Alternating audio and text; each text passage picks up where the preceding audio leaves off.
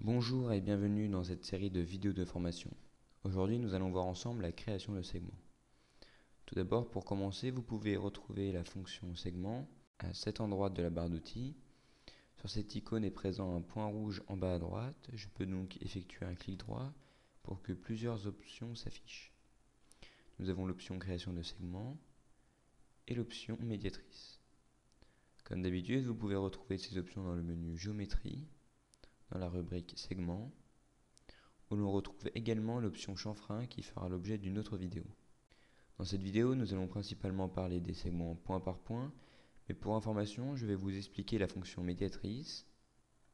Pour cela, je vais la sélectionner, je vais faire un clic droit sur l'icône, puis un clic gauche sur la médiatrice. Une fois la médiatrice sélectionnée, vous pouvez remarquer que le dessin a changé dans la barre d'outils pour nous donner l'information que nous avons bien sélectionné cette fonction et non pas la création de segments.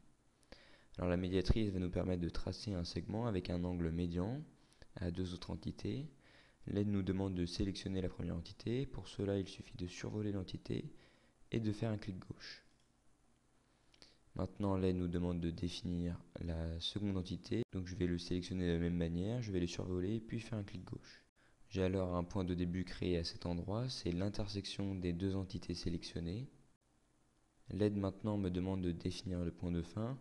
Donc je peux le définir au hasard avec le clic gauche de la souris, ou alors avec des alignements faits avec un autre élément. Par exemple ici je suis à l'horizontale de l'extrémité d'un segment, ou alors avec une cote. Donc je peux entrer par exemple la longueur de 500 mm.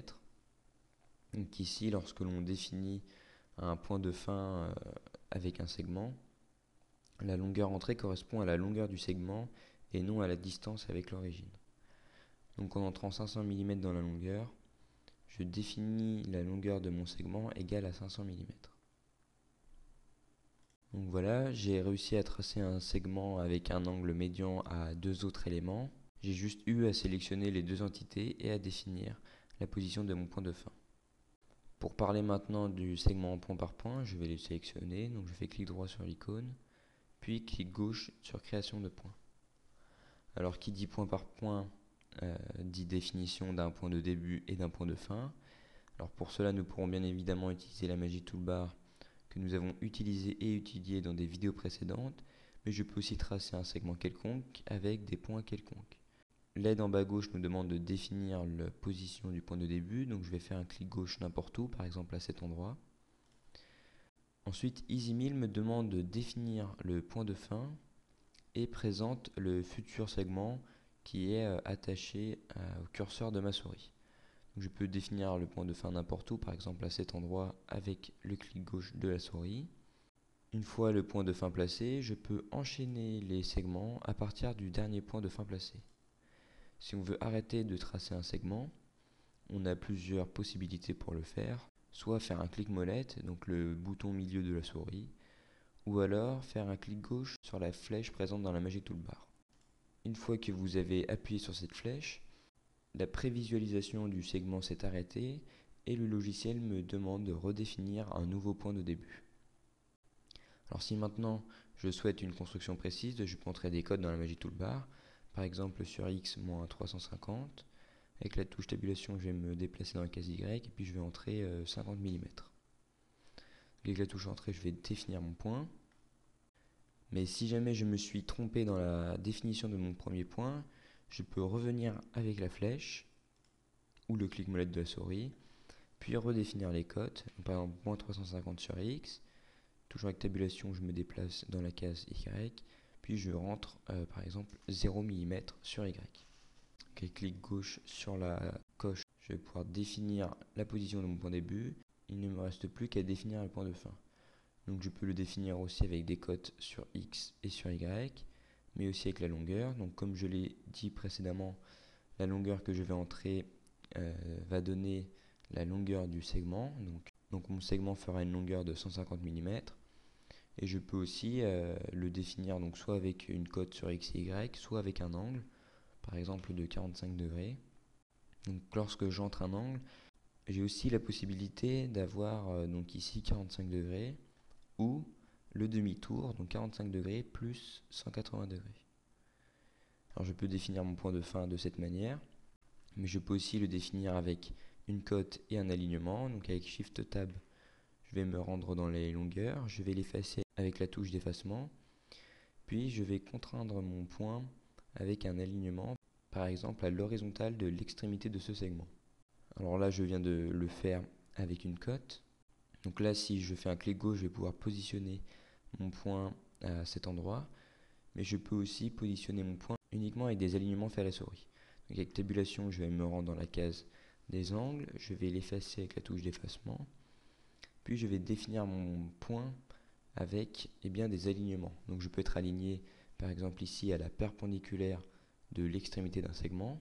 Donc on voit le symbole perpendicularité en rouge. Donc la couleur rouge signifie que je suis aligné avec un autre élément. Donc je peux être à la perpendiculaire, je peux être à l'horizontale ou je peux être à la verticale d'un point particulier. Mon segment peut avoir des alignements, donc c'est-à-dire la verticalité. Donc ici nous avons des lettres à côté du curseur de la souris de couleur blanche, que l'alignement indiqué est l'alignement de mon segment. Donc, cela veut dire que mon segment est actuellement vertical, mais il peut aussi être à l'horizontale, donc avec la lettre H. Il peut être parallèle à un autre segment. Ici, l'autre segment est représenté avec une couleur marron sur l'écran pour savoir avec quel segment je suis parallèle. Je peux être aussi perpendiculaire. Donc ici, je suis perpendiculaire avec un segment qui est représenté avec des lignes rappel avec des pointillés fins. Mon segment en cours de création est représenté par des pointillés longs. Donc je viens de vous faire une liste des alignements possibles sur le segment et avec d'autres éléments. Je peux donc combiner l'alignement de mon segment avec un alignement d'une autre entité. Donc par exemple mon segment est vertical et à l'horizontale de l'extrémité d'un segment. Je vais par exemple le définir à cet endroit avec le clic gauche de la souris. Si par contre aucune accroche n'est effectuée, par exemple si je souhaite être vertical à l'extrémité de ce segment, vous voyez que normalement je suis à la verticalité du point d'extrémité de ce segment, mais ici aucun alignement ne m'est proposé. En effet, les alignements sont proposés sur EasyMill seulement avec 3 entités en même temps, et ces 3 entités correspondent aux 3 dernières entités tracées. Donc pour avoir un alignement avec une entité qui n'est pas réveillée, il suffit de la survoler quelques instants jusqu'à ce qu'une disquette apparaisse. Et mon entité, donc ici mon segment, va faire partie des 3 entités avec lesquelles je peux m'aligner. Et effectivement, j'ai bien la possibilité de m'aligner à la verticale de l'extrémité de ce segment. Alors, autre cas de figure qui est à noter, si par exemple je trace un segment avec un angle de 0,1 degré et que je souhaite tracer un segment parallèle à celui-ci, il va y avoir une ambiguïté avec l'horizontalité et le parallélisme. Vous pouvez voir qu'il n'est pas facile pour moi de le mettre parallèle à ce segment. Il y a une solution. Je peux me rendre dans le réglage d'aimantation, donc en cliquant sur le symbole ressemblant à un aimant, où nous avons une liste de tous les alignements et toutes les accroches disponibles dans le logiciel. Si je souhaite avoir une parallèle et qu'il existe une ambiguïté avec l'horizontalité, je vais donc enlever temporairement l'alignement de l'horizontalité pour obtenir plus facilement l'alignement parallèle avec l'autre segment. Donc, vous avez pu voir qu'il est beaucoup plus facile pour moi de le mettre parallèle grâce à ce réglage d'aimantation, et je peux maintenant recocher l'alignement horizontal vertical pour tracer des segments à la verticale ou à l'horizontale. Avec tout ce que je vous ai montré, donc c'est-à-dire positionner un segment donc avec le point de début et le point de fin, donc de manière quelconque ou précisément avec des cotes ou avec des alignements à la souris ou une combinaison de cotes et d'alignements, et aussi la possibilité de faire un réglage d'aimantation pour avoir un alignement particulier. Et bien avec tout cela, il est beaucoup plus facile et plus rapide et aussi agréable de dessiner sur EasyMill. Par exemple, je peux faire un dessin de base, donc un rectangle ou un triangle. Je vais positionner mon point environ à cet endroit, donc à 700 mm sur X. Avec tabulation, je vais me rendre dans Y, je vais mettre 300 mm sur Y. Donc je vais faire un rectangle, donc je vais tracer tout d'abord une droite à l'horizontale. Et avec tabulation, je vais me rendre dans la case longueur, puis je vais entrer 200 mm. Donc avec clic gauche, je vais définir le point de fin. Je vais maintenant me mettre à la perpendiculaire, donc à la verticale dans mon cas. Pareil, avec tabulation, je vais me rendre dans la case longueur, puis je vais mettre 100 mm de longueur. Donc une fois défini avec le clic gauche, je vais juste maintenant fermer le rectangle avec les alignements proposés par le logiciel. Vous avez pu voir qu'il est très rapide et très facile de dessiner un rectangle. Je peux aussi vous dessiner un triangle. Par exemple, je vais mettre la base de mon triangle à x 700 et à y 0. Donc avec la touche entrée, j'ai défini mon premier point. Et avec tabulation, je vais me rendre dans la case longueur pour mettre une longueur de 125 mm. Je vais alors tracer un triangle équilatéral. Donc sa particularité est d'avoir les trois côtés de même longueur et des angles de 60 degrés. Donc l'angle de 60 degrés est entre le segment en cours de création et le segment que j'ai tracé précédemment. Donc on peut voir dans la Magic Toolbar, donc en regardant dans la case des angles, que si je me positionne à cet endroit, je suis à 180 degrés. Si je me mets de l'autre côté, je suis à 0 degré ou 360 degrés. Si je veux avoir 60 entre ces deux-là, je peux faire quelque chose de simple, c'est-à-dire me positionner à cet endroit. Avec tabulation, aller dans la case des angles, donc laisser les 180 degrés et faire un décalage de 60 degrés. Donc je peux faire un décalage avec plus ou moins. Donc si je mets plus 60 degrés, on peut voir que je suis dans un certain sens. Donc moi je préfère être au-dessus. Donc je vais supprimer le plus 60 et je vais mettre moins 60 degrés. Je suis dans la bonne direction et je vais maintenant le mettre à la même longueur avec la lettre L à côté de ma souris pour être sûr qu'il soit bien de la même longueur avec le segment tracé précédemment. On peut voir que le segment à la base du triangle est en marron, donc je suis de même longueur avec ce segment. Avec clic gauche, je positionne l'extrémité de ce point et je vais tout simplement fermer mon triangle équilatéral en reliant ce segment avec l'extrémité de la base du triangle. J'ai pu tracer un triangle équilatéral facilement et rapidement, sans esquisse de construction, donc c'est un réel gain de temps. Maintenant que vous avez toutes les bases de la fonction segment, nous allons pouvoir les mettre en application avec un exercice où vous allez pouvoir vous entraîner à tracer un dessin en respectant la démarche et les cotations. Alors pour ce dessin, nous allons prendre l'exemple d'une lettre, donc c'est la lettre K, définie ici sur l'écran avec des cotations comme une mise en plan. Vous allez pouvoir vous entraîner à tracer cette lettre sur EasyMill. Je vais vous donner quelques informations nécessaires au niveau de la cotation. Donc, tous les segments font une longueur de 30 mm. Donc je n'ai pas coté sur les 4 segments, mais les 4 segments ont une longueur de 30 mm. De plus, lorsqu'un angle comme cela ne sont pas définis, ça veut dire que ce sont des angles droits, donc à 90 degrés. Et si jamais un point n'est pas précisément défini, comme ce point-ci, c'est parce qu'il est aligné donc, à l'horizontale de ce segment. Pareil pour celui-ci, il est aligné à l'horizontale de celui-ci. Vous avez toutes les informations nécessaires pour reproduire cette lettre K vous-même. Vous allez pouvoir vous entraîner, faire pause à la vidéo et revenir après avoir essayé de tracer la lettre K.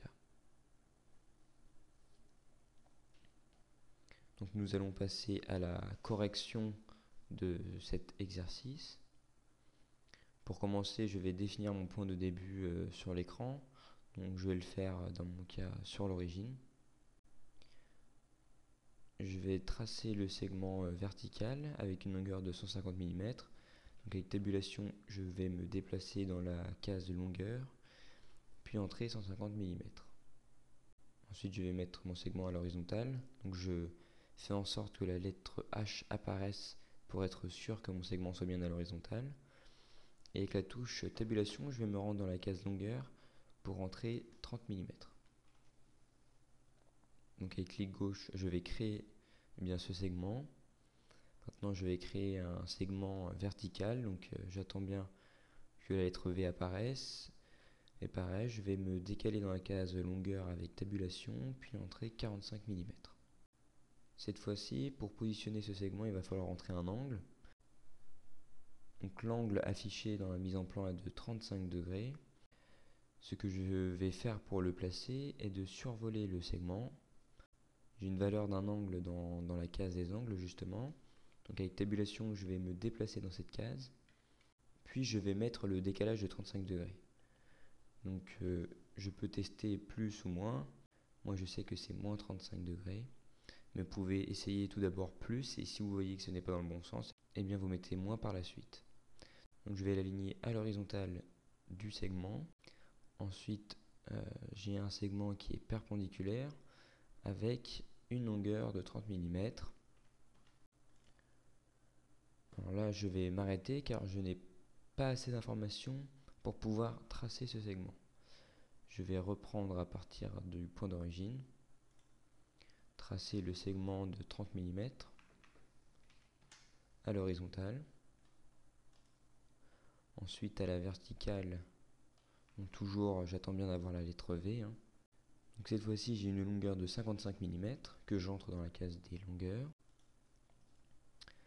Puis, je n'ai pas assez d'informations sur ce segment, donc je vais tracer ce segment. On a toutes les informations nécessaires pour le tracer. Donc c'est-à-dire 75 mm sur X. Pour moi, c'est 75 parce que je pars de l'origine. Et si jamais vous ne partez pas de l'origine, il vous suffit de vous mettre dans le mode référentiel, de cliquer sur votre point en bas à gauche, puis de rentrer les 75 mm sur X.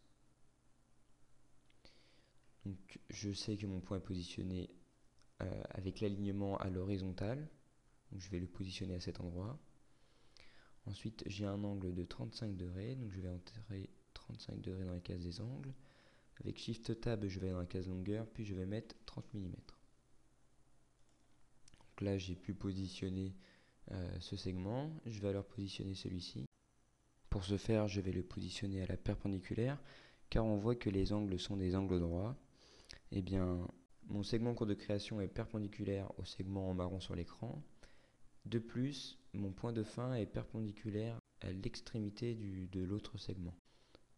Donc, ce qui confirme bien que je suis à la perpendiculaire, ce que je voulais. Ici on a bien un angle de 90 degrés et ici aussi. Alors ensuite je vais tracer ce segment à la perpendiculaire jusqu'à avoir l'alignement me proposant l'horizontalité avec le segment ici, donc je vais le réveiller, donc jusqu'à avoir l'horizontalité. Voilà.